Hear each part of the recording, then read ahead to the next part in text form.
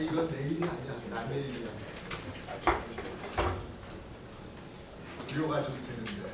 그래서 내가 물론 친절하게 여러분들한테 그 해당되는 그 수업 내용을 제가 또 이번 하게 팔이 불편하고 수업 조건이 보니까 칠판하고 이 프로젝터하고 같이 쓸 수 있는 게 어려워. 그러니까 그래서 가능하도록 쓸 수 있는 공간이 올렸다 내렸다 하기 힘들고 그래서 차라리 그런 식으로 정리된 내용을 놓고 여러분들한테 말로 이제 설명하려고 하다 보니까 혹시 전달이 좀 굉장히 제한적일 수도 있겠다라는 생각을 하면서 가능하면 여러분들이 책을 한번 침대에서라도 대략적으로 좀 대충 읽어보고 와서 선생님이 무슨 말을 하겠다라는 것들을 유심히 들어만 주면 그걸로서 여러분들 공부는 나는 내가 볼 때 충분할 것 같아요.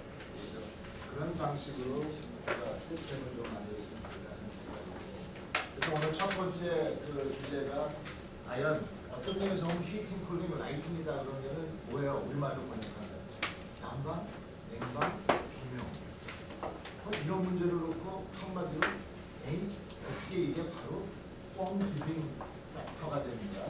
어떻게 이게 하나의 건물의 형태를 결정짓는 그러한 중요 요소가 될 수 있는 거라는 의문이 들 수 있을 거라고 생각을 해요. 여러분들 그런 생각 안 해봤어요? 제목조차도 안 보고 왔어? 내용 읽어보면 둘째고. 자, 그래서 지금부터 이제 아마 그런 내용을 가지고 과연 우리가 한 학기 동안 다루려고 하는 열환경 수업에서의 그런 히팅, 쿨링의 문제가 어떻게 빌딩 디자인하고 직접적으로 연관될 수 있는지 그런 내용을 하려고 합니다. 여기 처음에 이제 서원에 있는 거 보면 2000년 전에 로마의 비트루디우스라는 아키텍트가 있었는데 이런 얘기 들어봤죠. 이 건축의 3대 요소, 그죠? 건축의 3대 요소는 기능과 구조와 미학, 그죠? 영어로 하면 commodity, firmness, and design 이렇게 얘기를 하는데 그래서 commodity라고 하는 건 뭐냐면 건축을 왜 해요 우리가?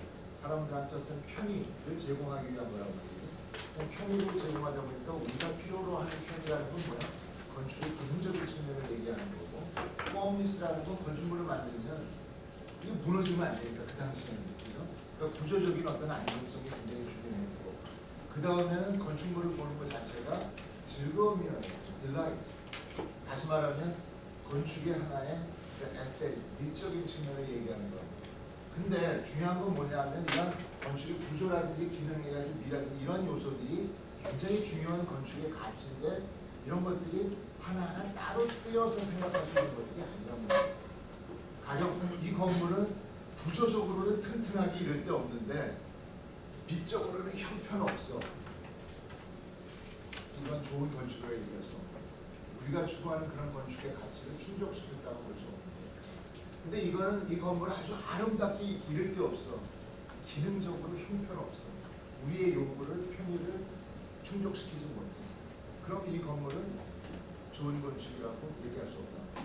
그래서 우리가 얘기하는 소위 2000년 전에 비트루디우스가 얘기했던 기능과 구조와 미라고 하는 건축의 3대 요소 그 가치를 어떻게 연관성 있게 충족시키느냐라는 게 어떻게 보면 건축 디자인의 가장 핵심입니다. 그래서 이런 것들을 건축가가 하나하나 따로따로 볼 것이 아니라 하나의 애전 인테그레이팅으로 전체로서 통합적으로 볼 수 있는지 그럼으로써 정말 기능적으로 좋은 건축은 동시에 아름다워야 하고 또 아름다운 건축은 동시에 구조적으로 안정적이어야 되고 이런 건축이란 말이에요. 그러니까 2000년 전에 로마 시대 때부터 우리가 추구해 왔던 건축들을 여러분들은 왜 2000년 전에 로마 시대 얘기를 우리한테 제공해? 지금 내가 얘기하는 건 우리가 아니라 인류를 대상으로 얘기하는 그런 건축이었단 말이에요. 그럼 지금 오늘날은 어떠냐? 뭐 이런 것들을 가지고 한번 생각해 보시면 좋겠다.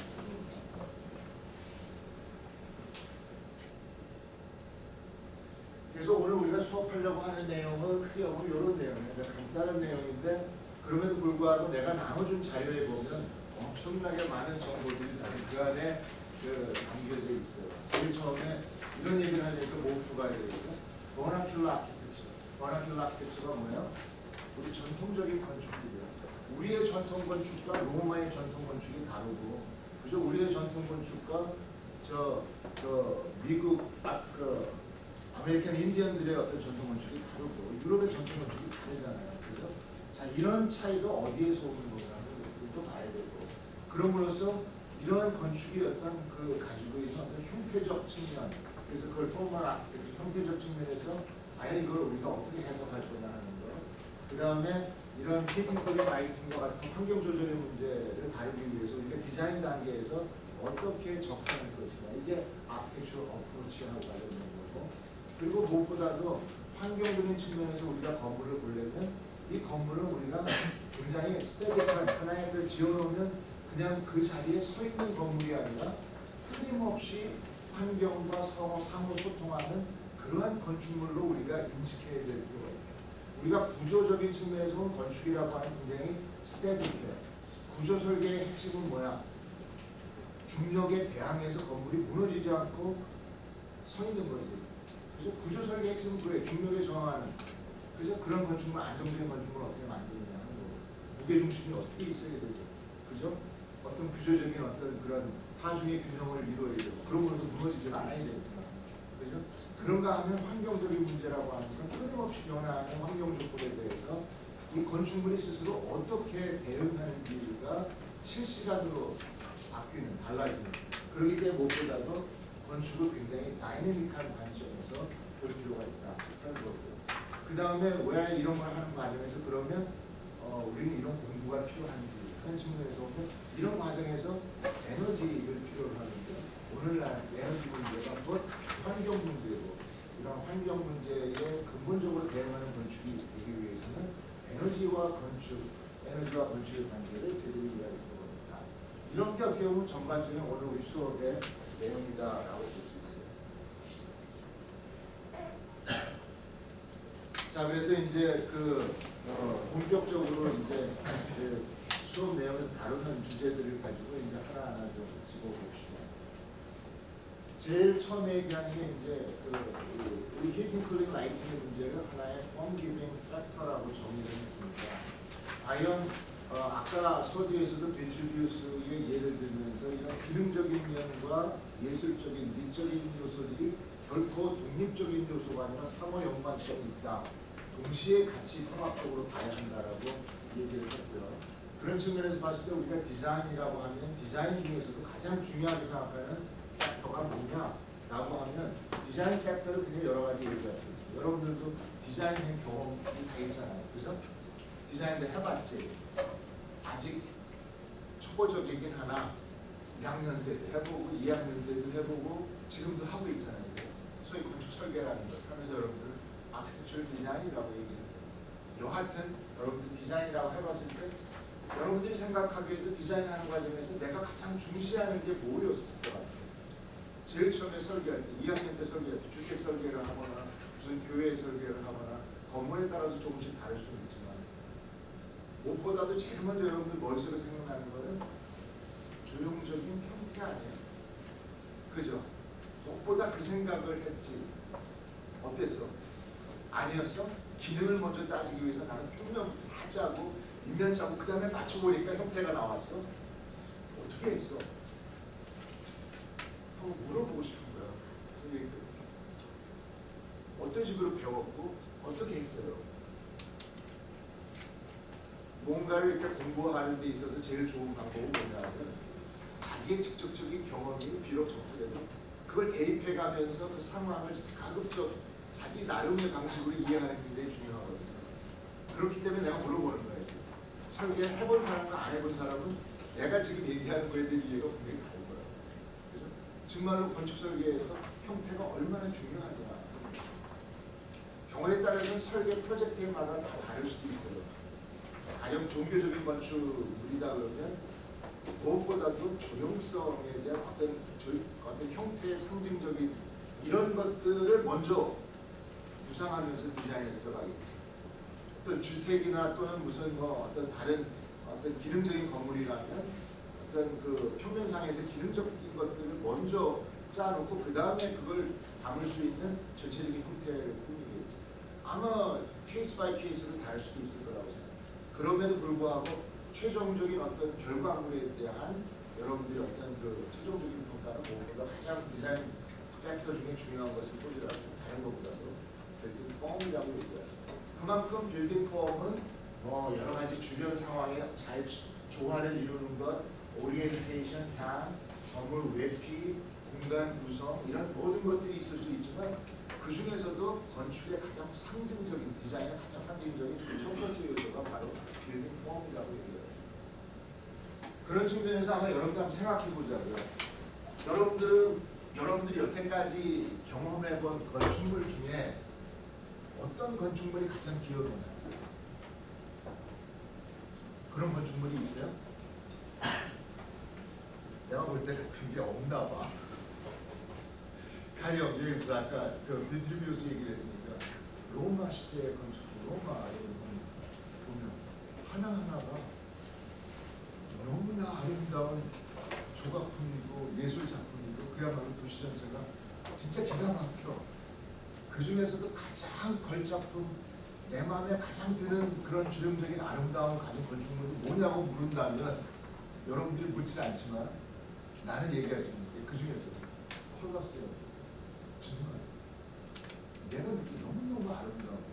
더군다나 콜로세움 일부 붕괴된 그 모습 자체도 더욱 아름다워.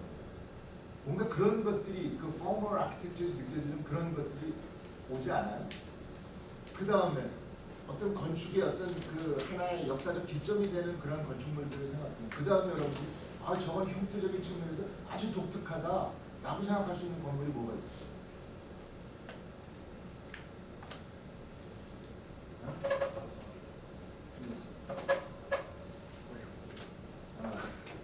그 꼴비즈의 뭐 롱샹 같은 것도 굉장하죠. 굉장한데 뭐 그것도 얘기가 내가 그냥 하나의 단편적으로 뭐 얼마 전에 SBS에서 뭐 인터뷰를 하고 싶다고 찾아봤어요. 이유가 뭐냐면 SBS에서 영재 발굴이라는 프로그램이 있는데 어떤 6학년짜리 꼬마가 가우디의 건축에 꽂혔대. 그래서 혹시라도 얘가 그런 조형적인 재능을 보이는데 혹시 얘가 건축의 영재가 아닐까 그리고 나한테 와서 이제 물어보고 싶다 그랬어요. 그래서 그 얘기를 듣고 난 굉장히 황당해서 한마디. 과연 건축에서 영재는 존재할까? 내가 생각할 때 건축에서 영재는 존재하지 않을 거라는 생각을 합니다. 여러분들 그런 생각 해본 적 있어요?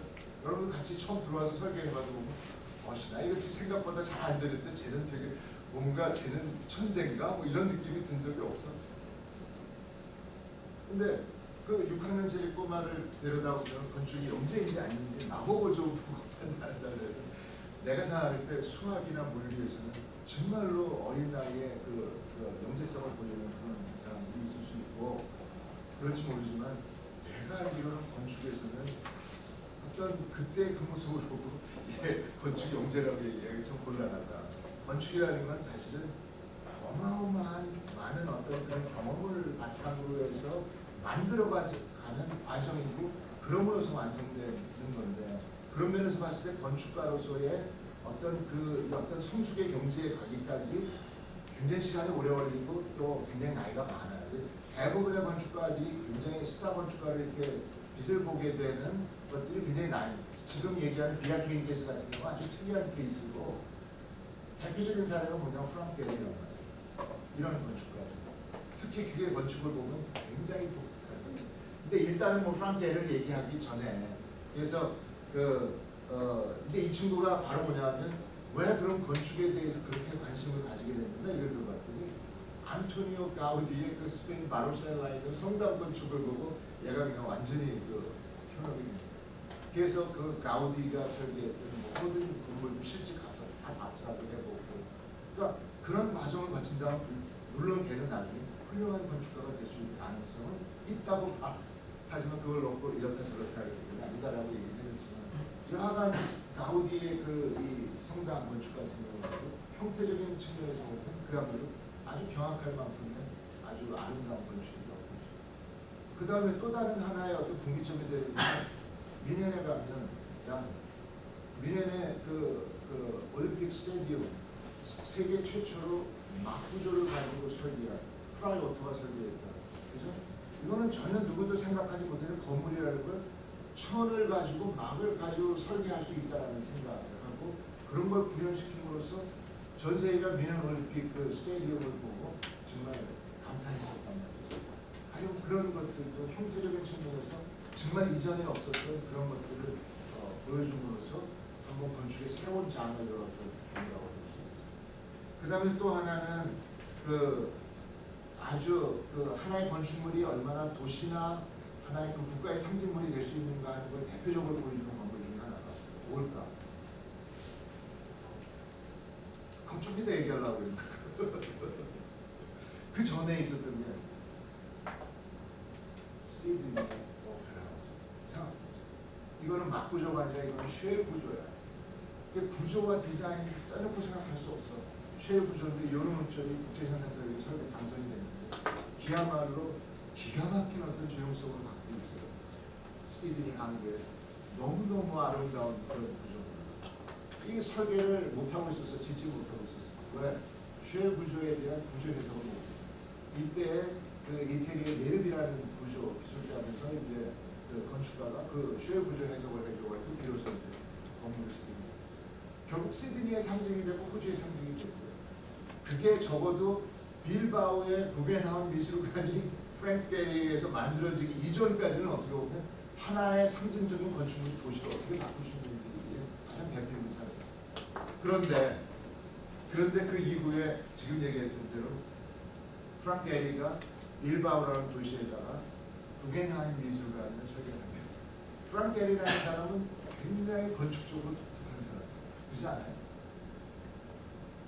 프랭크 게리는 그리고 또 건축적으로 빛을 본 것도 굉장히 늦게 나이 먹었어요. 60이 넘어서 이제 건축적으로 빛을 보고 계셨는데 사실은 그렇게 자기만의 건축을 그렇게 추구해 간다는 게 쉬운 일이 아니에요. 더군다나 그가 추구하는 그런 비정형 건축들이나 뭐 때로는 해체주의라고 얘기하고 모르는데 그런 건축을 추구하기 위해서는 게리 테크놀로지, 지금도 게리 테크놀로지라고 하는 어떤 기술적 컴퓨터 기술의 어떤 그 서포트가 없이는 구현하기가 굉장히 어렵단 말이에요.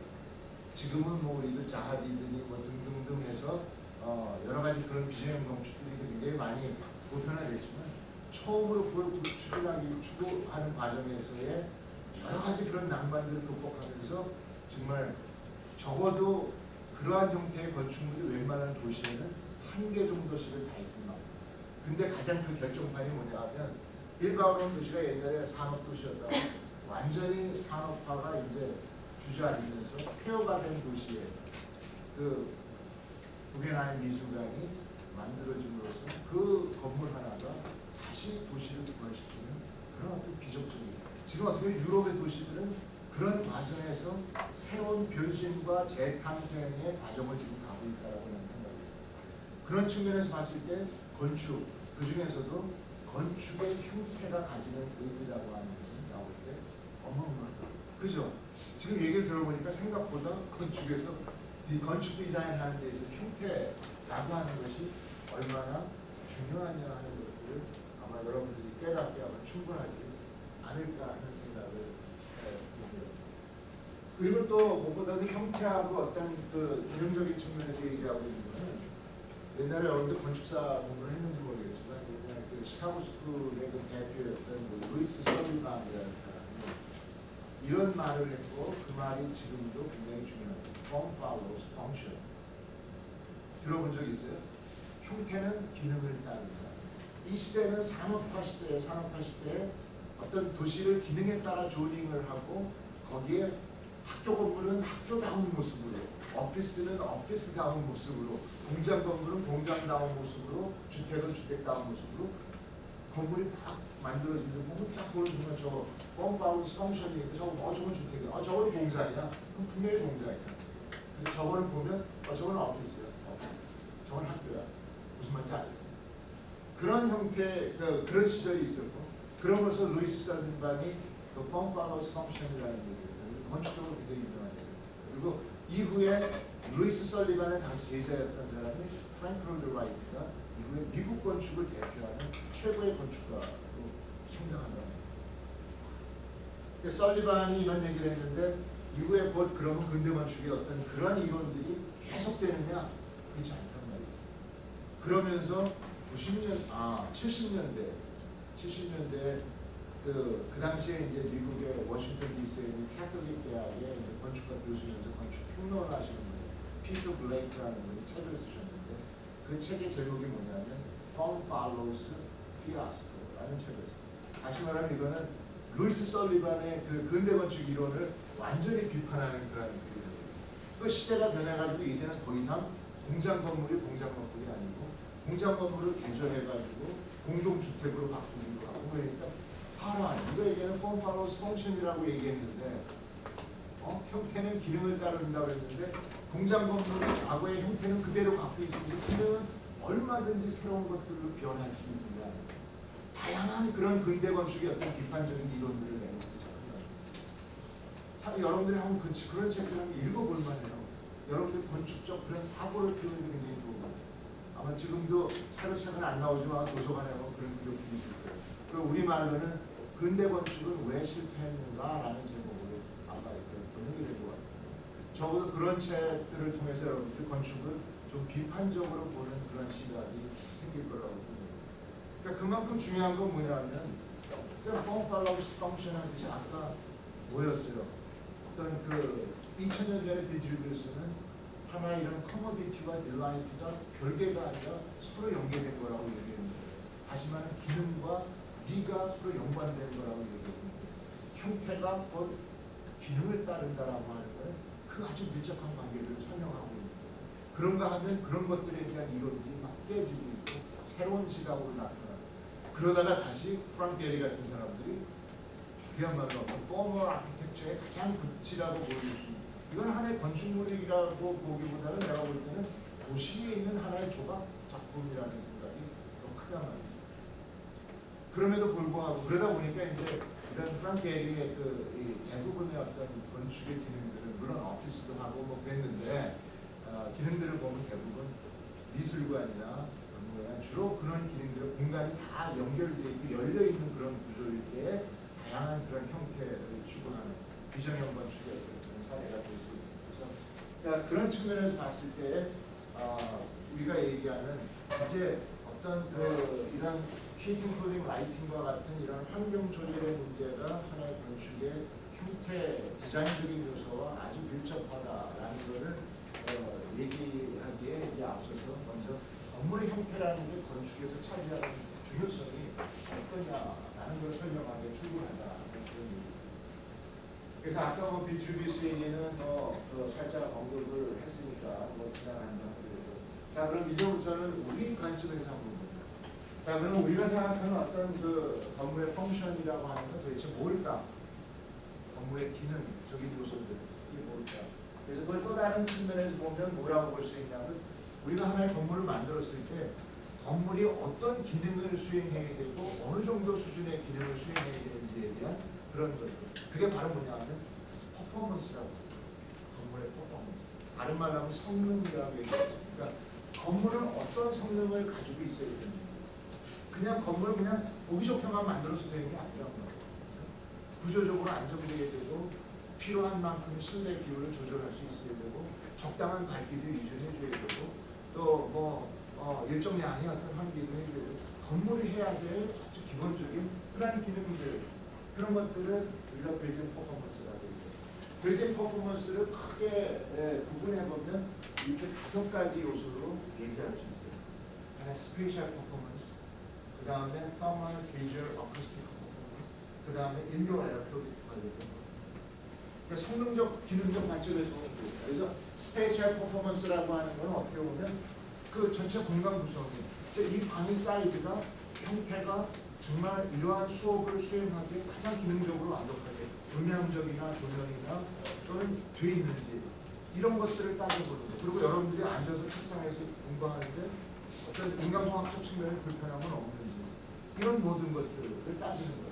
그게 어떻게 보면 우리 인간의 어떤 행태와 관련한 그런 요소들을 우리가 스페셜 퍼포먼스 가장 기본적인 것들. 그 다음에 이제 thermal, visual, acoustic과 관련된 건 주로 우리 인체가 누려야 하는 그런 쾌적 조건들. 그죠? 너무 추워도 안 되고 더워도 안 되고 너무 어두워도 안 되고 너무 밝아서 눈이 부셔도 안 되고 너무 주변의 소음 때문에 수업에 집중할 수 없어도 안 되고 이런 모든 조건들. 그러기 위해서는 이 건물의 앞부분은 반사재를 쓰고 뒷벽은 전부 흡음재를 써서 음이 혼란을 일으키지 않게 해줘요. 이런 모든 것들을 다 생각해야 될 거란 말이에요. 그런 측면에서 이런 열환경, 빛환경, 음환경과 관련된 것들은 대부분 우리들의 표적과 관련된 것들이고요. 이런 것들을 유지하기 위해서 우리는 소위 일반 건축, 실내 환경을 조절할 필요가 있다. 모든 건축물에서는 다 이런 실내 환경을 조절해 줌으로써 우리가 원하는 그런 액티비티들을 수행할 수 있도록 해줍니다. 그게 건물의 기능으로서 아주 기본적인 기능이라고. 그 다음에 또 다른 하나가 뭐냐면 이것도 환경 조절의 일종이긴 하지만 인도어 에어쿨, 이건 우리의 건강과 관련해서 만약에 이 방에 공기가 신선한 공기로 계속 교체되지 않는다면 우리한테는 무슨 일이 있고 우리 건강에 큰 위해가 되고 우리는 끊임없이 CO2를 배출하고 있고 이 방해 안에 산소 농도는 점점 줄어들고 있고 그런 상태가 지속된다면 한 명씩 두 명씩 질식하기 시작할 거예요. 무슨 말인지 알겠죠? 그래서 이런 어떤 기본적인 어떤 우리 인체 건강을 위해서도 실내 공기질에 대한 관리가 필요하고 이것 또한 인바이러먼트 컨트롤의 하나의 요소가 될 수 있다는 거죠. 자, 그런 측면에서 이런 건물의 기능 이러한 것들을 충족시키기 위한 디자인이 그렇다면 과연 빌딩 폼과 무슨 관련이 있을까 라는 게 이제 오늘 주제다.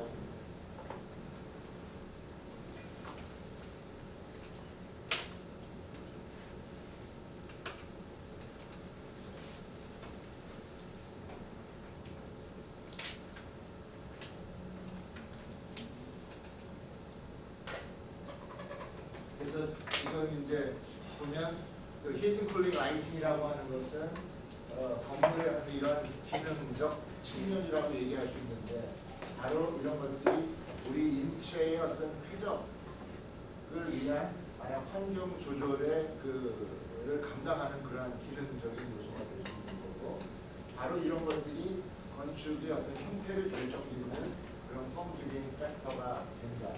그럼으로써 이제 건축의 건축 디자인의 중요한 요소가 왜 이 책이 처음에 이걸 강조하냐면 조금 있다가 이제 그 과거 100년 전서부터 이런 문제들을 누가 어떻게 다뤄왔는지에 대한 설명이 나오지만 사실은 이게 건축가들의 관심이 바뀌었단 말이에요. 그러다 보니까 과거에 이런 통합적인 어떤 그 아까 얘기한 대로 하나의 건축물을 commodity, firmness, delight 이런 것들을 하나의 integrated whole, 총합체적인 관점에서 보는 게 아니라 이제 더 이상 건축가들은 나는 commodity에 대해서 I don't know. 그리고 나는 오직 신경 쓰는 건 뭐야? visual form, aesthetic 이것만 내가 다루겠다. 이런 시각들이 나타나면서부터 건축의 문제가 발생하기 시작했단 말이에요. 바로 여러분들이 직무를 유기한 거예요. 어떤 면에서. 그럼으로써 발생한 문제를 다시 어떻게 되돌려서 이런 총체적인 어떤 건축적 접근을 가능하게 할 수 있느냐. 이게 매우 중요하다는 그 대표적인 사례로 우리가 볼 수 있는 게 뭐냐면 내가 이거 그림이 여기 빼놨는데 우리 그 일반적인 어떤 타워, 오피스 타워 건물을 봤을 때 70년대 나타나는 건물들, 80년대 나타나는 건물들, 90년대 나타나는 건물들의 그 특징이 있어요. 여러분들은 잘 모르겠지만 지나다니는 보면 한번 그런 시각으로 한번 보세요. 과연 이런 그 건물이 하나 있다. 이거는 70년대에 지어진 건물이고 이건 80년대에 지어진 건물이고 이건 90년대에 지어진 건물이야. 비슷할 수 있어. 근데 굉장히 특징적으로 나타나는 차이가 뭐냐면 이 지붕의 모양들이 굉장히 달라진다. 여러분들 고층 건물에 올라가서 혹시 도심의 건물들 이렇게 내려다볼 적이 있나요? 70년대 지어진 건물들은 대부분 지붕이 어떻게 되어 있냐면 H 써놓고 동그라미 쳐져 있는 그런 건물들이 많아요. 그죠? 본 적이 있죠? 이때는 뭐가 문제였어? 여러 가지 그 당시가 어떤 시대인지 알잖아요. 그죠?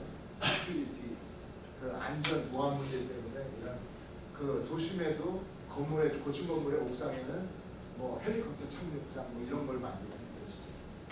80년대에는 뭐가 이슈가 되냐면 건물에서의 저희 인텔리전트 빌딩 하면서 그때부터 그때부터 정보통신 기술들이 막 나타나기 시작하면서 이제 뭔가 통신으로 한다고 이제는 뭐 화상 회의를 하고 뭐 이런 게 이슈였어요. 그래가지고 대부분의 건물들이 뭐가 올라가냐면 그런 걸 상징하는 건물, 안테나가 올라가. 여러분들 포스코 그런 건물의 대표적인 게 그 대치동에 있는 포스코 센터 그 동관 서관 두 개 타워 건물 있죠. 그 건물에도 안테나가 있어요. 내가 물어봤어. 저 안테나가 기능하는 겁니까? Just form. 무슨 말인지 알겠죠? 그냥 단지 상징적으로 갖다 얹는 거예요. 그런 인텔리전트 빌딩이라는 거에 그런 어떤 그 아주 대표적인 건물이다라는 걸 상징하기 위해서.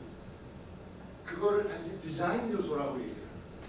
자, 최근 90년대 이후에 들어서는 건물들은 어떤 특징이 있냐면 건물 위에 뭔가 이렇게 올라가. 뭐 올라가. 지붕을 그냥 못 놔둬. 뭔가를 막 만들어. 저런 건물들이 어디서 나타나기 시작하면 유럽의 건축 건물에서 나타나죠. 우리 건축하는 사람들이 가서 유럽의 건축을 봤더니 지붕이 예사롭지 않게 뭔가 되게 막 올라가 있구나. 그러니까 아 저게 요즘에 새로운 트렌드구나. 나도 써먹어야지. 지붕 가지고 뭐 갖고 놀아요. 바빠 건축하는 사람. 그래서 저런 건물이 많이 드러나요. 근데 중요한 건 그러면 90년대 유럽에서는 왜 이런 건물이 등장했느냐? 왜 그런 건물? 저런 건물이 등장한 이유는 뭐냐면 고층 건물에서도 가운데 있는 아트리움을 통해서 스테디 팩트를 위해서 공기를 빨아올려서 자연환기가 가능하게 건물을 디자인하기 위한 거거든요. 그러려니까 지붕에서 네가티브 압력이 걸려서 공기를 바람이 불더라도 베르니 정리해서 공기를 빨아올려서 원활한 통풍이 되게 하려면 뭔가 이런 기류를 조절하고 그런 것을 이쪽에 마이너스 압력이 걸릴 수 있도록 기류 속도를 빠르게 해서 하기 위한 그런 조형적인 그 배려가 필요했던 거죠. 그래서 저런 디자인을 적용했는데 그 원리는 모르고 단지 보이는 것만 카피에다가 아무 의미 없이 저런 것들을 지붕에다가 멋으로 만들고 그리고 디자인이라고 해요. 엄밀한 의미에서 그거는 디자인이다 아니다. 아까 2000년 전에 비트리뷰스가 얘기했던 것처럼 기능과 미, 커머디티와 딜라이트가 서로 밀접하게 연관된 것이라면 그죠?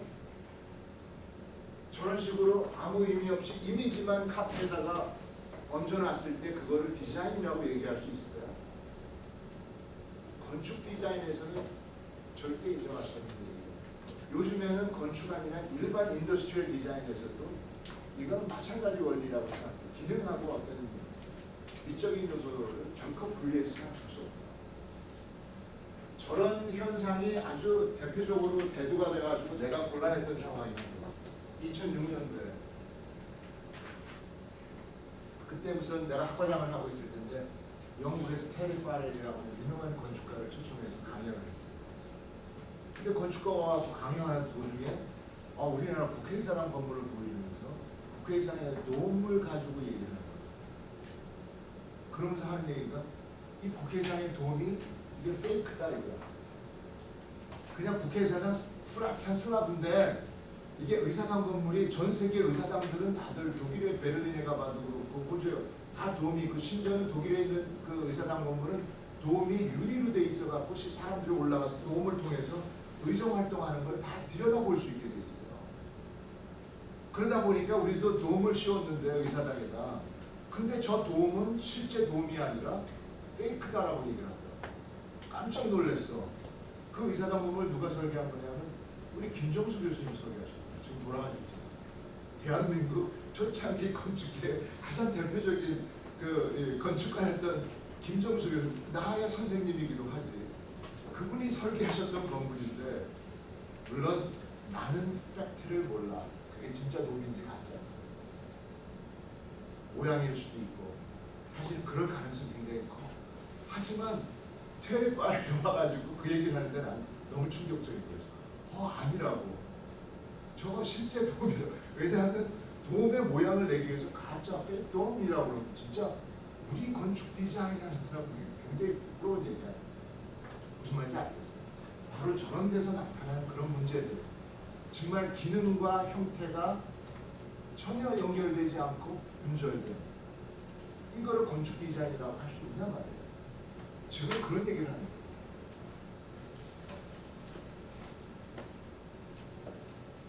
그래서 어떻게 보면 우리가 앞으로 다뤄야 될 문제는 어떻게 보면 히팅, 쿨링, 라이팅을 얘기하다 보니까 건축 디자인과 전혀 관계가 없는 것처럼 생각할 수 있겠으나 사실은 어떤 것보다도 가장 밀접하고 과거 2000년 전에 어떤 건축에 대한 개념으로 보더라도 기능과 형태가 또는 이런 기능과 어떤 기계적인 요소가 전혀 별개로 분리돼서 다뤄질 수 없는 그런 것들이다. 그래서 우리가 한 학기 동안 공부하는 건 바로 이런 히팅, 쿨링, 라이팅 문제가 건축 디자인의 빌딩 폼에 어떻게 영향을 미치는지 하는 것들을 그런 걸 올바로 알므로써 여러분들은 저러한 실수를 도망가야 된다. 내용도 모르고 원리도 모르고 단지 비주얼 폼만 카페에다가 갖다 놓는 그런 건축이거든요. 그래서 내가 여기 이런 얘기를 하고 있어요. 도대체 건축과 건물은 뭘까? 도대체 건축은 뭘까요? 한자로 써놓으면 좀 저기 할 거예요. 건축과 건물이라는 거의 차이예요. 축이라고 하는 건 뭘 얘기하는 거야? 행위를 얘기해요. 그지? 물이라고 하는 건 뭐야? 어떤 실체를 얘기하는 거야. 그런 면에서 봤을 때 내가 볼 때는 우리도 헷갈릴 때가 되게 많아요. 그리고 애매할 때가 많아요. 여러분들은 아키텍처라는 표현을 쓸 걸 더 좋아하겠지만 다른 측면에서는 빌딩이라고 쓰는 게 더 정확한 표현일 수도 있어요. 그럼에도 불구하고 아키텍처 빌딩 그 차이는 도대체 뭘까? 그죠? 그럴 때 나는 그 구분을 이렇게 했으면 좋겠다라고 난 생각을 해요. 이건 어느 누가 어떤 이론이 아니에요. 근데 내 생각이에요. 건축은 아키텍처는 프로세스. 다시 말하면 우리가 늘 얘기해요. 아키텍처 디자인이 뭐냐 그러면 디자인이라고 하는 것은 바로 여러 가지 관점으로 해서 첫 번째는 프로블럼 솔빙 프로세스. 우리한테 결국은 설계라는 주제를 통해서 문제가 주어지는 그 문제에 대한 답을 찾아가는 과정인 거예요. 그 다음에 또 하나는 이런 설계를 하다 보면 결국은 매 순간 의사결정을 해야 돼요. 형태도 결정해야 되고 외피도 결정해야 되고 창문도 결정해야 되고 그러다 보니까 이런 건 디시전 메이킹 프로세스라고 얘기해요. 그래서 사실은 건축에서의 핵심은 뭐냐면 프로세스도 과정입니다. 이 과정이 좋지 않고서는 이 과정이 합리적이거나 체계적이지 않고서는 절대로 좋은 결과물, 다시 말하면 좋은 건물, 좋은 프로덕트를 만들어낼 수 없다고. 근데 여러분들 이해관계에 따라서는 과정이 중요하다고 생각하는 사람도 있을 수 있고 결과가 중요하다고 생각하는 사람도 있을 수 있어요. 가령 우리가 일반 부동산 무슨 업자한테 과정을 강조해봐야 효과가 없어요. 그 사람들은 과정에 관계없어. 결과물로 나와서 우리가 만들어놓은 건물을 봤더니 이거는 경제적 가치가 어때? 이건 좀 돈이 될 것 같아. 이건 안 될 것 같아. 그게 더 중요한 문제예요. 그 사람들한테는 프로덕트, 결과물로서의 건물의 가치가 중요한 문제지 그 어떤 과정을 거쳐서 어떤 의사결정을 하고 이건 별로 중요한 문제가 아니에요. 하지만 여러분 같은 사람들, 건물을 설계해야 되고 그 모든 과정에 직접 참여하는 사람들은 사실은 정말 좋은 건축물을 만들어내기 위해서는 프로세스에 대해서 누구보다도 관심을 가져요. 그래서 사실 우리가 얘기하는 모든 것들, 왜 이런 공부를 해야 되고 그런 이해를 해야 되고 하는 것들은 결국은 뭐냐면 이런 건축의 프로세스를 이해하기 위한 겁니다. 프로세스라는 건 다른 면에서 이 프로세스는 우리의 사고하는 과정, 생각하는 과정을 얘기합니다. 결국은 우리의 생각이 어떤 형태로든 겉으로 표현되는 것입니다. 그죠? 여러분들이 건축가에서 공부해야 되고 배워야 되는 게 바로 그런 것들이다. 그런 면에서 이제 여기 두 가지 내가 좋아하는 이것도 내가 만든 문구야. 다른 사람 이론이야. 내가 그래도 건축을 몇십 년 이렇게 공부를 하다 보니까 내 나름대로 있는데 그래서 보면 건축에서 가장 중요한 게 뭐예요? 아까도 뭐 형태 이런 것들이 있지만 어떤 형태와 기능을 굉장히 통합적으로 보는 서로 연계해서 문제를 풀어가는 과정 자체가 굉장히 창의적이고 엄청나게 크리에이티브한 과정이란 말이에요. 절대로 똑같은 건물이 하나도 없어. 그죠? 굉장히 창의성이 필요해. 근데 이러한 창의적 건축물, 창의성이라는 건 도대체 어디에서 나오는 거냐? 이런 창의성은 도대체 여러분들은 아마 여태까지 대학을 오기 전까지 도대체 공부를 어떻게 했는지 잘 모르겠으나 옛날에 내가 받았던 교육과 별반 다르지 않아 보이더라. 오히려 내가 볼 때는 그것만도 못한 것 같은 느낌이 아쉬워. 우리 애들을 그런 과정을 봤더니 그죠? 여러분들은 나름대로 참 열심히 했는데 서운하다고 생각할지 몰라. 그죠? 그랬을 때 내가 보면 이제까지 했던 교육 중에 가장 맹점이 저런 창의성을 제대로 키워주지 못하는 거예요. 이제 정말로 우리한테 여러분들한테 필요한 것들은 다른 게 아니라 남과 다르게 생각하고 다양한 방법을 생각함으로써 정말 이제까지 없었던 뭔가 새로운 것들을 만들어내는 특히 건축하는 사람한테는 그런 게 굉장히 중요하고 엄청나게 파워풀하다. 그런 측면에서 봤을 때 이런 창의성이라고 하는 건 도대체 뭐냐를 정의하는 거예요. 보세요. 창의성, creativity라는 건 is not making something out of nothing. 이 말은 무슨 말이에요? 여러분들이 좋아하는 말 중에 건축하면 옛날에 나도 그랬어. 그래. 여러분만 건축은 물에서 유를 창조하는 거야. 그거 봐봐. 아무것도 없는 백지 위에 맨 땅에다가 내가 설계한 봐봐. 기가 막히잖아. 정말 그럴까요? 과연 그걸 무에서 유를 창조한 거라고 얘기할 수 있을까요? 어떤 면에서는 무에서 유를 창조할 수 있는 거는 누구야? 오로지 가 신밖에 없고. 과연 우리가 한 게 무에서 유를 창조한 걸까? 우리가 한 건 결국 어디서 나온 거야? 내 머릿속에서 나온 거야. 내 머릿속에서. 그럼 내 머릿속에 뭐가 들었느냐가 굉장히 중요하겠지. 뭐가 중요할까? 내 머릿속에 뭐가 들은 게 중요할까? 뭐 그런 것도 중요해. 난 제일 요즘에 제일 중요하다고 생각하는 게 뭐냐면 상상력이라고 생각해.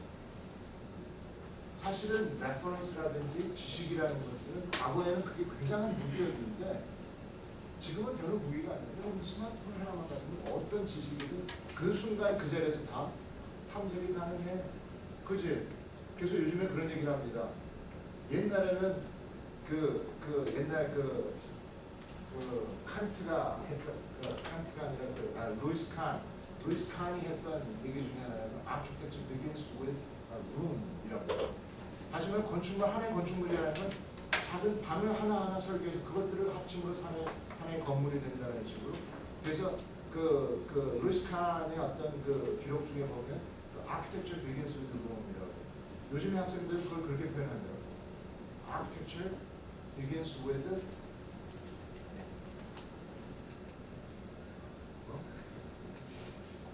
interest. 무슨 말인지 거기서 모든 아이디어가 나오는 거야. 모든 지식이나 정보를 이미 그 안에 다 들어가 있어. 더 이상 무슨 말인지 알겠죠? 그러니까 그거 지식을 가지고 하는 게 아니라 결국은 그 지식을 가지고 내가 어떻게 요리할 건지에 대한 상상력이 굉장히 중요해. 그게 크리에이티비티의 원천이야. 그래서 절대로 우리 건축적인 어떤 창의성이라고 하는 건 절대로 무에서 유를 창조하는 게 아니다. 그런 착각하지 마라.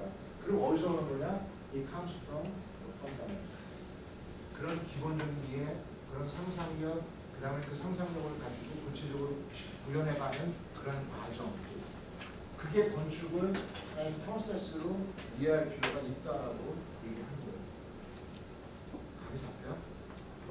사실은 쉬운 얘기가 아니야 이게. 자, 그 다음에 또 다른 거 하나. 내가 아까 저기서 얘기했던 거하고 비슷하면 이것도 영어로서는 좀 완벽하지 않은데 architecture must be not just a copy.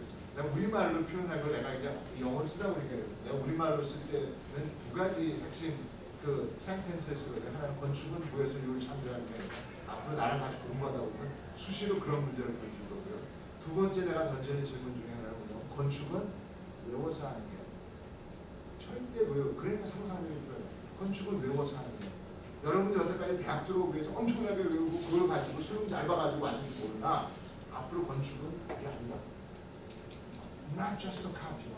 그러다 보면 저런 문제가 생긴다. 내용도 의미도 모르고 탑을 세우고 거기에다가 뭐 구조물을 얹고 국회의사 당에다가 도움을 얹고 그래서 미국 사람들이 볼 때는 저거 just fake 이런 가짜 이런 얘기를 들으면 불안해요. 무슨 말인지 알겠어요? 우리 주변에는 그게 너무 많아. 건축이. 그러다 보니까 그걸 건축으로 잘못 이해하고 그러다 보니까 정말로 프리츠커 상 대상 후보가 될 만한 사람조차도 현재까지 한 명도 나오지 못합니다. 우리가 경제 규모를 세계 11위로 얘기하는 무슨 말인지 알겠어요? 내가 늘 얘기하지만 내가 대학 교수로서 굉장히 한 가지 희망과 기대를 가지는 건 뭐냐면 알아. 내가 가르쳤던 학생들 중에서 앞으로 20년 후에는 그런 사람들이 곧 나올 것이다. 무슨 말인지 알겠어요? 그 기대감으로 여태까지 매 학기 매년 이렇게 강의를 하고 있는 거예요. 바로 여러분들이 그런 사람이 돼야 한다는 걸 얘기해요. 그렇지 않으면 우리 교육은 아무 의미가 없어요. 도대체 그런 걸 끊이고 쓸데없는 교육을 계속 반복해가지고 여러분들 뭐 생계 유지를 위해서 그러려면 이 길이 아니고 얼마든지 있다고 생각합니다. 무슨 말인지 알겠어요? 여러분들이 정말 무엇을 해야 하는지 여러분들이 그 추구해야 될 가치가 어떻게 이런 것들을 특히 건축을 전공하는 사람으로서 좀 깨달을 수 있는 그런 시간이 됐으면 좋겠다 그런 생각입니다.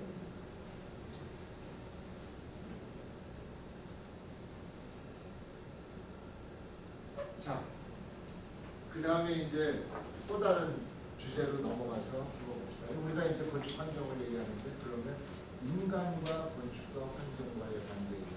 우리 도대체 이 문제를 어떻게 다뤄갈 것인지를 보면 쓸 공간이 만큼밖에 없어가지고 나는 원래 그 강의를 하면 칠판 이거 큰 거를 처음부터 써가지고 그거를 쓰다가 이러면서 그 수업을 하는데 자, 인간과 건축과의 관계를 보면 나는 그 이런 식의 그림을 그림을 잘 그리지 못하지만 지금 카메라가 오른쪽에 처리가 있어 아파가지고 이게 인간과 환경과 건축의 이 상관관계를 보는 거예요. 여러분들이 건축과에 온 목적은 뭐예요? 여러분들이 건축과에 온 목적은 나는 이런 건물을 멋진 건물을 디자인하고 싶어. 이런 건물을 구현하고 싶어. 그러기 위해서 나는 공부하려고 배우려고 여기 온 거야. 그죠? 근데 우리가 건축을 하는 목표를 근본적으로 생각해 보면 그 이전에 뭔가 먼저 우리가 펀더멘탈하게 이해해야 될 부분이 있어요. 그건 뭐냐면 건축은 왜 합니까?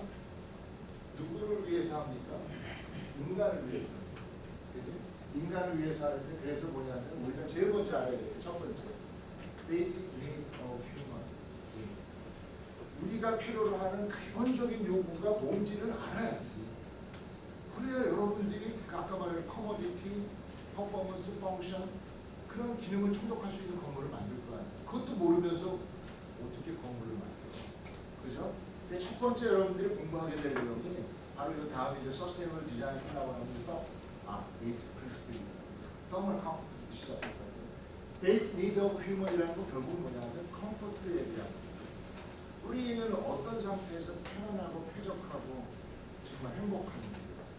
그런 환경을 만들어줘야 돼요. 그럼 이런 걸 만드는 게 왜 중요할까?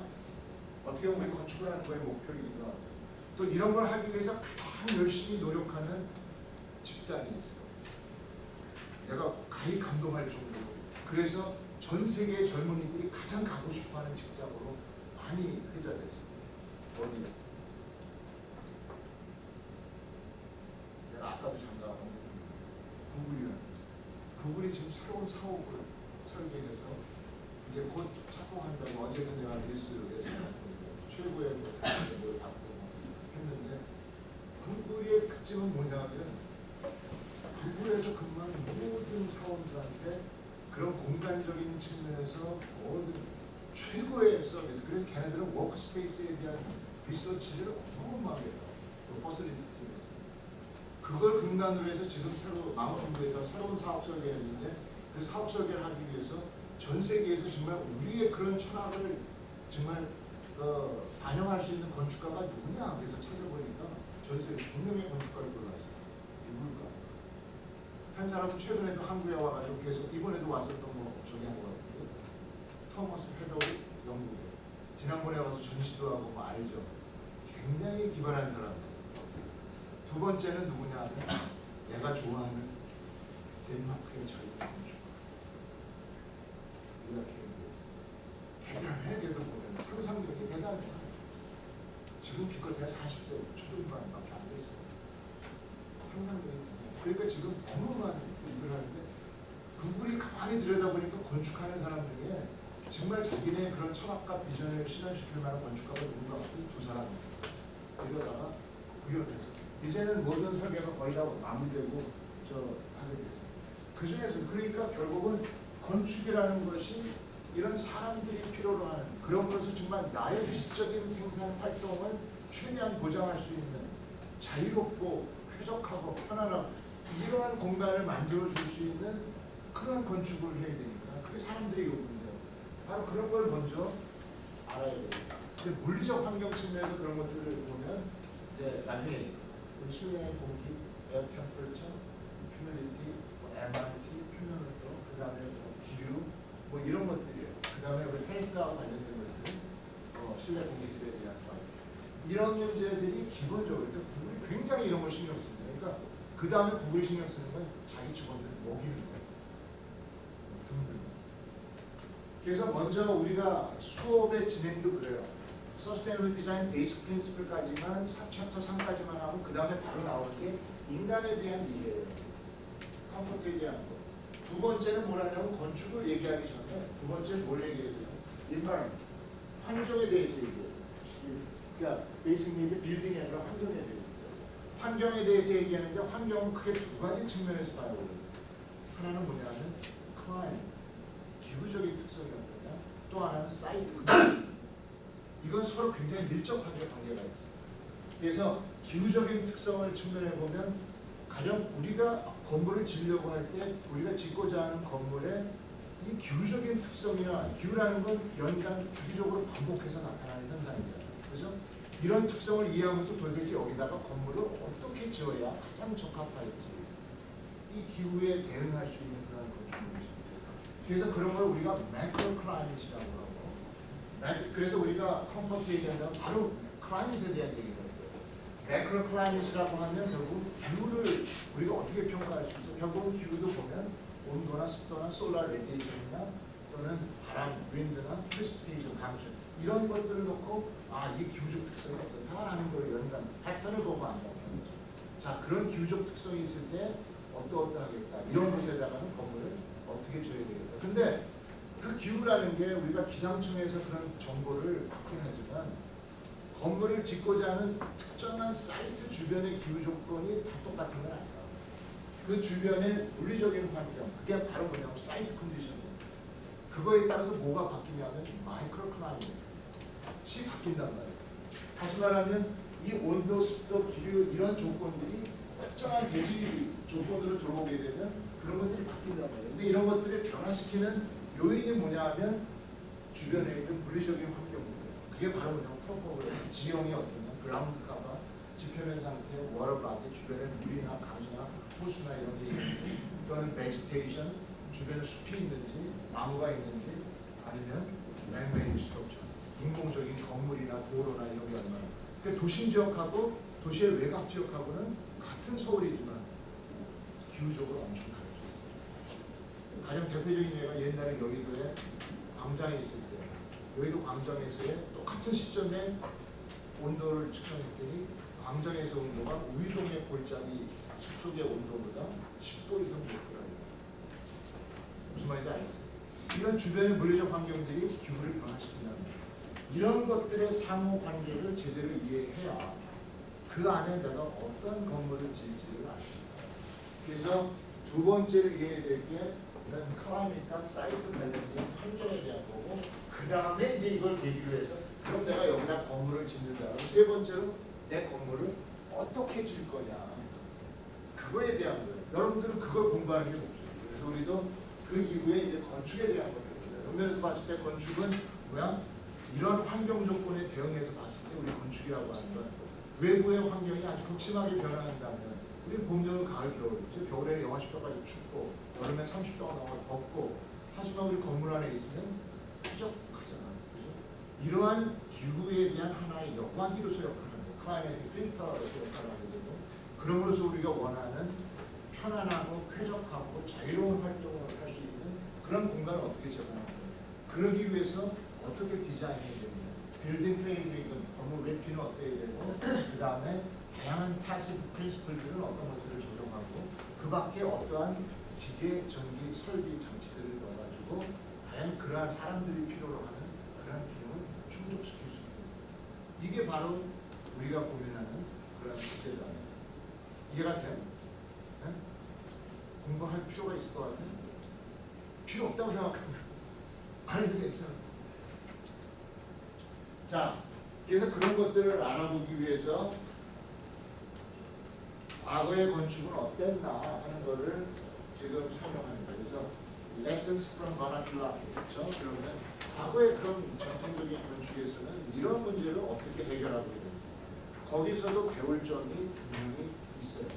그러니까 과거 100년 전에 한 거보다 사실은 100년 전에 윌리엄 캐리어라는 사람이 하나의 냉동 시스템 원리를 발명하면서부터 엄청난 변화가 생기는데 100년 전에 보면 사실은 그 당시에는 아키텍트 엔지니어의 구분이 없었어요.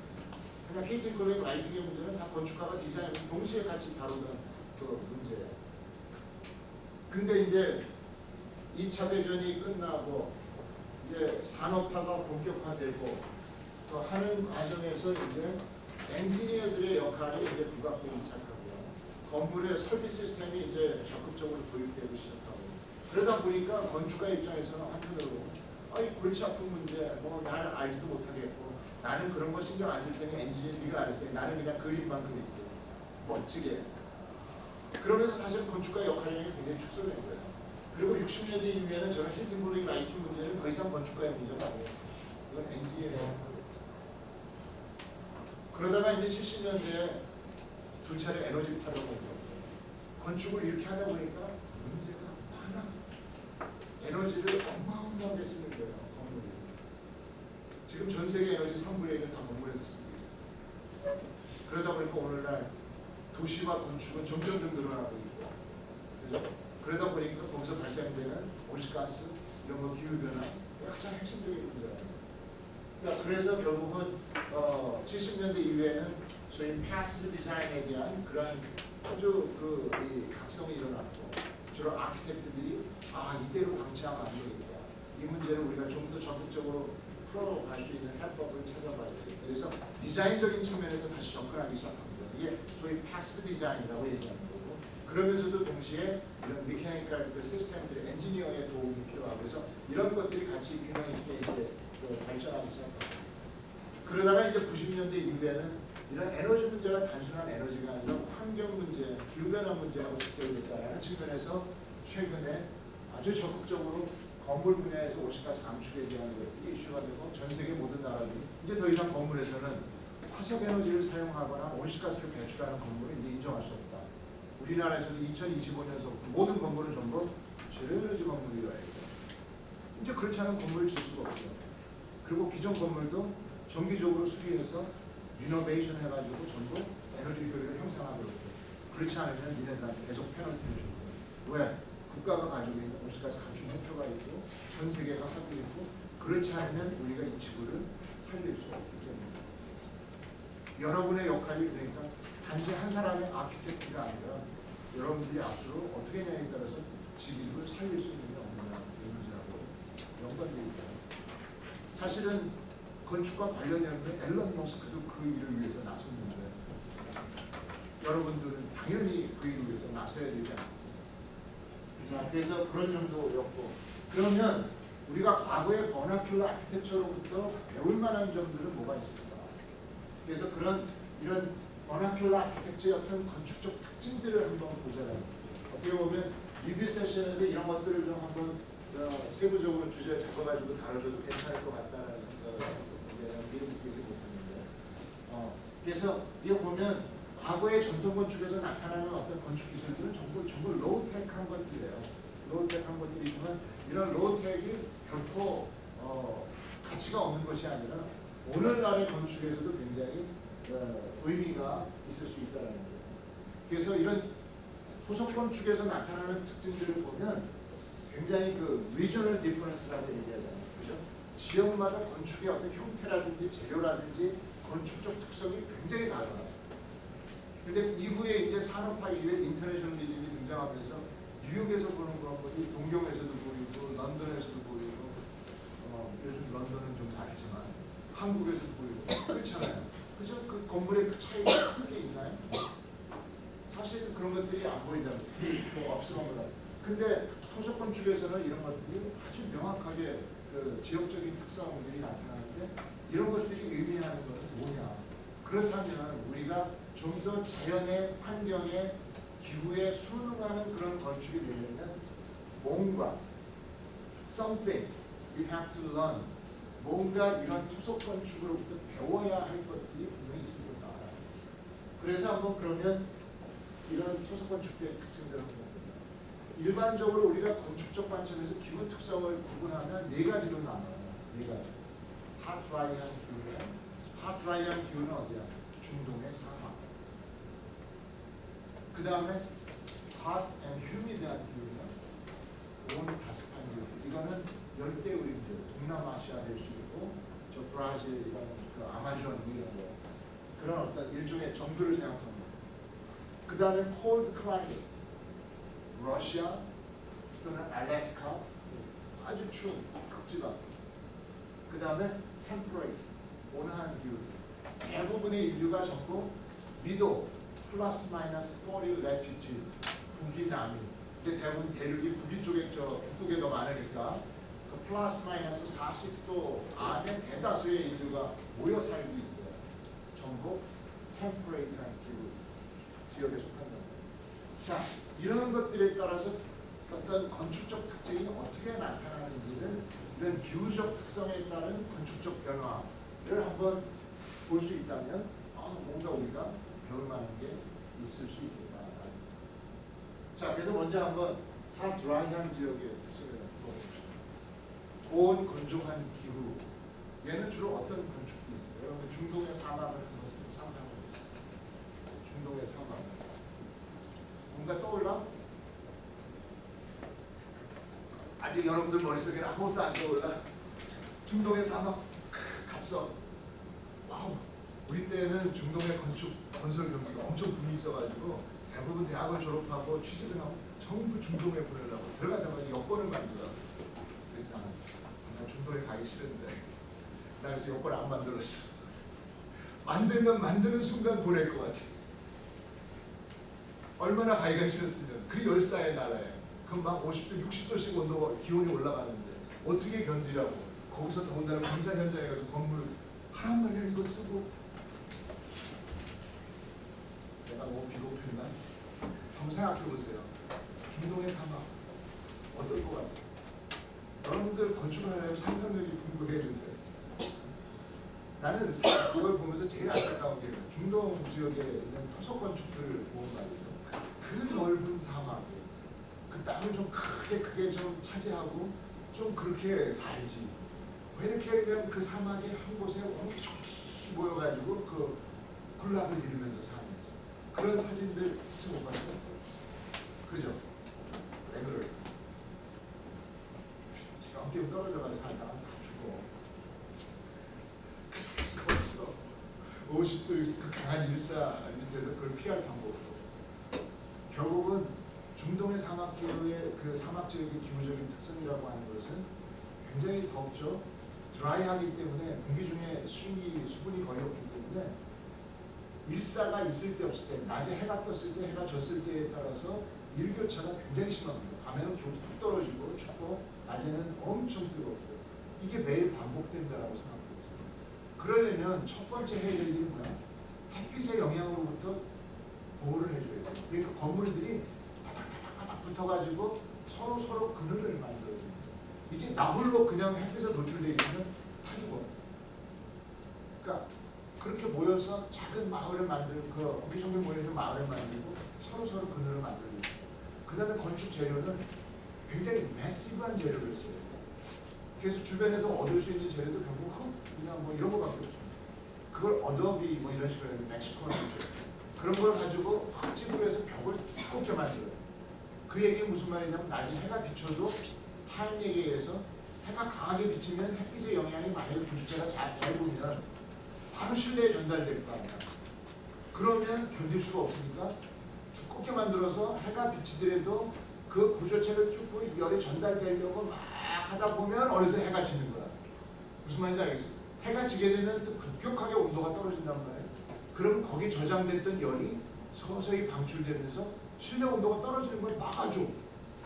의외로 그 강한 그 하루 중에 온도의 큰 일교차를 그 건물 안에 있을 때는 아주 쾌적하게 안정되게 유지한다. 굉장한 지혜 아니에요? 그 다음에 창문을 최대한 작게 만들어요. 왜? 햇빛이 많이 들어오면 골치 아파. 대신 어두우면 안 되니까 빛을 들어와가지고 실내를 비춰줄 만큼 최소한의 작은 창문. 그런 건물들이 그리고 또 뭐가 있냐면 대부분의 중동 지역의 사막에 있는 전통 건축들은 건물의 형태가 미음자 형태로 만들어서 가운데 코트가 있어요. 중정이 있어요. 그리고 중정에는 뭐가 있냐면 폰, 연못 같은 물을 그럼 거기서 뭐가 있어요? 이게 건조한 지역이니까 evaporation이 일어나죠. 증발이 일어나면 어떻게 돼요? 물이 증발하는 과정에서 주변에 있는 공기로부터 어떻게 기와야를 확 뺏어요. 그럼 공기가 바깥에 60도씩 되더라도 공기 온도가 확 낮아요. 그 공기가 실내로 차가운 공기가 스며들어요. 그 건물, 미음자 형태 건물 중정에서부터 차가운 공기가 쫙 스며들게 되니까 굉장히 시원해요. 쾌적하게 생겨요. 뭐 에어컨디셔닝 없이도 무슨 말인지 알겠어요? 그러한 삶이 가능했다고 생각해요. 그런 건물들을 보면 지혜가 보이잖아요. 그거는 오늘날에 우리가 건축 디자인을 마찬가지로 배울 수 있으니까. 두 번째, 하덴 휴미드한 클라이밋. 하덴 휴미드한 클라이밋의 가장 핵심 열대 또는 그 아열대 트로피칼한 기후. 대표적인 게 내가 얼마 전에 방학 동안에 좀 나도 싫어. 모처럼 휴양지를 한번 가보자. 내 생전 처음으로 이제 휴양지를 할 때 내가 출장만 다녔다. 그래서 어딜 가냐 인도네시아 발리를 거기 가봤는데 와 천국이야. 진짜 패러다이스. 그렇게 덥지도 않아. 그 정도면 햇빛만 이렇게 가려주고 좀 덥지도 않은데 근데 숲이 그 열대우니까 숲이 많고 그리고 또 바다의 면이 있으니까 바닷바람이 들어오고 그러니까 약간의 움직이면 조금 땀이 날 정도지만 충분히 견딜만한. 그래서 굉장히 근데 그런 기후가 1년 내내 그런 거예요. 1년 내내. 그러니까 한편으로 옷도 하나만 있어요. 얇은 티셔츠 1년 내내. 뭐 절대. 그러니까 그리고 밤과 낮의 기온 차이도 거의 없어. 거기는 습하기 때문에 해가 져도 온도가 안 떨어져. 왜냐면 복사열이 스카이 레디에이션은 빠져나가지 않아. 다 안 와. 그러니까 하루 중에 일교차도 없고 1년 내내 온도도 거의 일정하고. 그러니까 이런 지역에서 가장 대신 이제 문제가 되는 건 아주 헤비 레인이 있으면 비가 많이 오니까 습한 게 제일 문제예요. 습할 때 약간 덥고 습하면 굉장히 찝찝하고 짜증나요. 그죠? 그럴 때 그걸 해결할 수 있는 가장 좋은 방법이 뭐야? 바람이. 그래서 그런 지역의 건축적 특성은 뭐냐면 비를 막아야 되니까 건물에 골조를 세우고 지붕은 다 있어요. 지붕은 다 있는데 벽은 없어요. 또는 벽은 이때 뻥뻥뻥 뚫려갖고 바람이 숭숭숭 통할 수 있는 그런 구조를 해요. 일종의 원두막 구조라고 있어요. 그래서 어떻게 보면 진짜 건축이라고 할 것도 없고 의스복이라고 할 것도 없고 그야말로 아까 내가 인간과 환경과 건축의 얘기를 했을 때 어떤 면에서 보면 의복의 의미나 이것도 1차적인 어떤 클라이밋 컨트롤하는 방법인데 그 다음에 건축이 2차적으로 클라이밋 컨트롤하는 거라고 하면 그런 거에 의미가 별로 없고요. 그런 건축이 아닐까 하는 생각을 해봤고 그런 면에서 인도네시아 발리에 굉장히 중요한 건축물이 하나 있는데 여러분들이 한번 인터넷 검색해보세요. 한번 그 동영상 한번 꼭 봤으면 좋겠어요. 거기다 메모해놔봐. My Green School Dream이라는 거. 인도네시아 발리에 보면 캐나다 사람이 인도네시아 와가지고 있다가 그 인도네시아의 지역적 특성을 보고 자기의 꿈을 그 테드 강연 중에 나오는 그 스토리인데 자기의 꿈을 이루는데 대나무를 가지고 그 학교 건물을 만들고 캠퍼스를 만들고 애들의 주거를 만들고 거기서 에너지를 어떻게 생산하고 이런 것들에서 정말 그 친환경적이고 자연의 그 지역적인 어떤 환경에 순응하는 그런 어떤 삶의 방식, 교육, 건축 이런 것들의 어떤 가치가 있어요. 그래서 그 My Green School Dream이라는 거를 여러분들이 한번 동영상을 꼭 보세요. 그리고 지금 안 볼 것 같은 데는 그거 보고 소감문을 써내라고. 그럼 한 20분이면 볼 수 있는 거니까. 바로 그런 특징을 갖고 있는 게 바로 저 필름이라는 뷰. 그 다음에 이제 콜드 클라이밋으로 가면 이거는 수업에 했을 거예요. 12시 50분 정확하게 자, 콜드 클라이밋으로 가면 일단 콜드 클라이밋의 대표적인 게 어디야? 요즘에는 에스키모라고 안 쓴다. 뭐라고?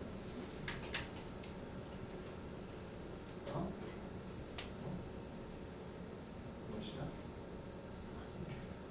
그 종족을 뭐라고 옛날에는 우리가 에스키모 했는데 모르겠어. 그 의미가 뭐지? 약간은 그 종족에 대한 약간 비하의 뜻이 담긴 그 요새는 뭐라고 부르냐? 이누이트족? 근데 그 알래스카의 그 전통적인 어떤 그 이누이트족의 그 주거의 대표적인 게 뭐야? 이글루와 얼음집. 여러분도 얼음집 상상이 돼요? 얼음으로 지은 맞죠? 저 캐나다의 그 오타와에서 그쪽으로 더 가면 캐나다도 그 미국하고 접경에 그 위쪽으로 전부 동토니까 나라는 땅덩어리 크지만 근데 가면 거기에 아이스 호텔이 있다고 그러면 내가 그 근처까지 갔다가 아이스 호텔에서 한번 푹 자보고 싶었는데 거기까지 못 가고 이제 못내 아쉬워. 다시 말하면 거기는 진짜 이글루하고 실내 환경 조건이 똑같아. 거기서 어떻게 하는 걸 보면서 체험해보고 싶거든요. 자, 이글루의 특징은 뭐예요? 그 알래스카의 그 눈보라 속에서 그 동토 위에서 과연 그 이누이트들이 어떻게 생존할 수 있었을까? 왜 집을 쳐도 이렇게 동그랗게 굴뚝만 만들고 그랬을까? 그게 형태적으로 보면 거기는 바깥에 가면 영하 50도, 60도니까 아까 중동 지역은 영상 50도, 60도라 여기 영하 50도, 60도니까 그 안에서는 사실 얼어 죽기 딱인데 우리 인체는 체온을 유지해야 돼요. 그러니까 그 이글루에서 열 손실을 최소화하려면 건물 공간의 어떤 최적 대비 평면적 비율을 가장 줄여야만 열 손실을 가장 줄일 수 있다. 그 사람들이 옛날에 무슨 기하를 배웠겠어요? 구의 평면적으로 구하는 방정 수식을 알았겠어? 경험적으로 알아요. 그리고 어떤 각진 형태보다는 곡선일 때 그 강한 추운 바람의 영향도 최소화시킬 수 있어요.